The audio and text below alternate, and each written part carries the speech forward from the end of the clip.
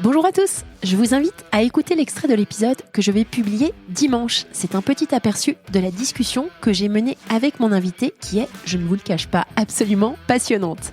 Bonne écoute et à dimanche pour entendre l'intégralité de l'épisode.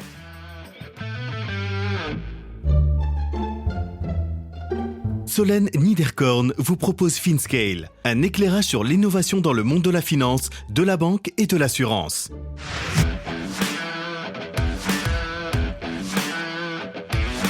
Le staking pour les pros.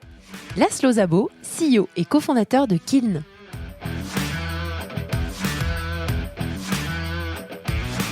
Pour donner un chiffre sur le marché adressable, JP Morgan dit qu'en 2025, le montant de récompense qui sera alloué aux entreprises ou aux particuliers qui stake sera autour de 45-50 milliards. C'est un gros marché. On pense que, en fait, en 2025, on n'en a en réalité aucune idée parce que c'est un peu prédire le prix de l'Ethereum à ce moment-là ou le prix des autres crypto-monnaies.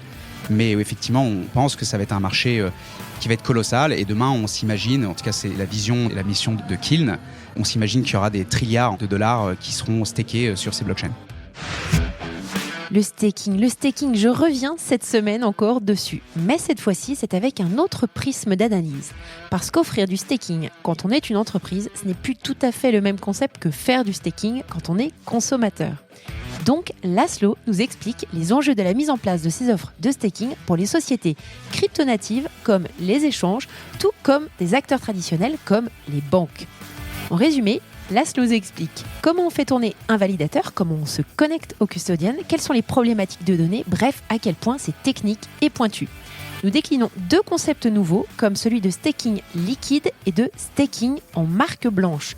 Vous comprendrez ce qui fait la spécialité de Kiln et quel gage de sérieux ce nouvel acteur entreprend pour assurer sur la continuité et la sécurité du service, que ce soit au travers du rapport SOC 2 comme du SLA en place. Nous balayons rapidement les pivots, les clients, les chiffres et les partenaires comme Coinbase et Kraken. Nous n'avons pas fini d'en entendre parler. Bonne écoute à tous! Bonjour à tous, bonjour Laszlo. Salut Solène. Merci de me rejoindre dans ce coin un petit peu bruyant, désolé, pour enregistrer ce podcast ensemble. Avant de parler de Kiln, est-ce que je pourrais, s'il te plaît, te demander de te présenter brièvement à nos auditeurs ? Oui, avec plaisir. Déjà, merci de m'inviter sur ce podcast. Et donc, je m'appelle Laszlo Szabo, je suis entrepreneur depuis que j'ai 22 ans.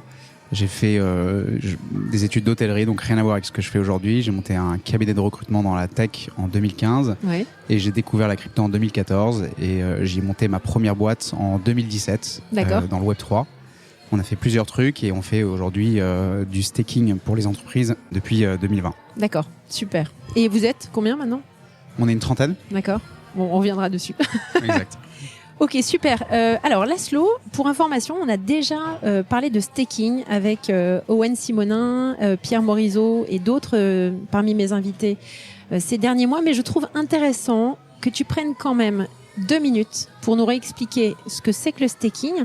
Pourquoi ça intéresse les entreprises de faire du staking ? Ouais, grande question. Qu'est-ce qu'est le staking ? En fait, le staking, c'est le moyen le plus sécurisé, le plus efficient, c'est-à-dire qui dépense le moins d'énergie possible et le plus scalable pour participer au consensus de validation d'une blockchain. D'accord. Donc, c'est-à-dire qu'on immobilise des fonds, de la crypto-monnaie, en l'occurrence par exemple de l'Ethereum, du Solana ou du Cardano. Et grâce à ça, on a le droit de créer des blocs et d'y valider les transactions qui y sont inscrites. Et en échange, on reçoit une récompense. D'accord. Et donc cette récompense, elle peut se caractériser comme un intérêt annuel. Et donc, en crypto. Et donc ça devient effectivement un produit financier qu'on appelle le staking. Est-ce que les gens qui font du staking sont des validateurs ? Oui, alors soit les personnes qui font du staking déploient leurs validateurs eux-mêmes, donc l'infrastructure qui permet sur lesquelles les crypto-monnaies vont être immobilisées pour recevoir l'intérêt, ou alors elles passent par des entreprises comme la nôtre pour déployer des validateurs à leur place, parce que c'est un processus qui est très compliqué et qui demande beaucoup de techniciens pour le faire. D'accord.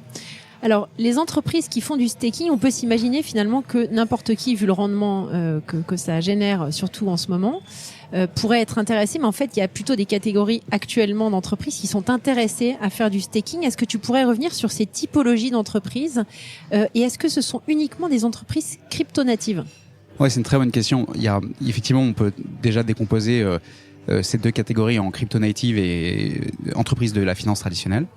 Donc, dans les crypto-natives, il y a les échanges, qui sont les premières entreprises très intéressées par offrir du staking à leurs clients. Donc, les échanges, ça peut être Kraken, Coinbase, Binance.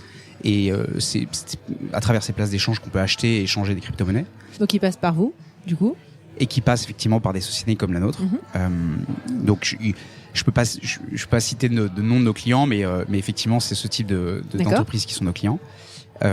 Les custodians, donc qui sont aujourd'hui en fait les nouvelles banques crypto. Donc soit des custodians qui ont accès à la sécurisation des fonds. Donc on en parlait tout à l'heure comme Copper, qui est un acteur anglais. Qui est un acteur anglais, effectivement. Et qui agit comme une banque, c'est-à-dire que ils ont la capacité de sécuriser les fonds pour compte de tiers et en même temps ils doivent être régulés. Ils ont accès aux fonds, ou alors des entreprises comme Ledger ou Fireblocks qui là sont des solutions technologiques et qui permettent à des entreprises d'être leur propre banque. D'accord. Donc les custodians, et ensuite des fonds crypto, des fonds spécialisés, ou alors des portefeuilles mobiles ou navigateurs. Les fonds crypto, des hedge funds par exemple. Hedge funds, ouais, exactement. Principalement. Exactement. Okay. Donc ça, c'est les entreprises crypto-natives qui sont dans le marché crypto, qui ne font à la rigueur que ça et dont l'idée est d'offrir de la crypto à leurs clients ou alors de s'exposer eux-mêmes à de la crypto-monnaie. Et ensuite, il y a des acteurs de la finance plus traditionnels, type les banques, qui s'y intéressent de plus en plus. Nous, on discute avec pas mal de banques. C'est encore dans une phase d'exploration, mais certaines ont annoncé qu'elles allaient lancer des solutions de custody, donc de gestion de crypto pour compte de tiers. Et évidemment, ce qui vient après, ensuite, c'est le staking. D'accord. Ou alors des fintechs, donc par exemple comme Revolut ou des sociétés qu'on peut très bien imaginer demain faire du staking sur Lydia. Vous venez d'entendre un extrait de l'épisode que je vais publier dans quelques jours. Alors ne restez pas trop loin de votre plateforme de podcast pour pouvoir profiter de tout l'enregistrement.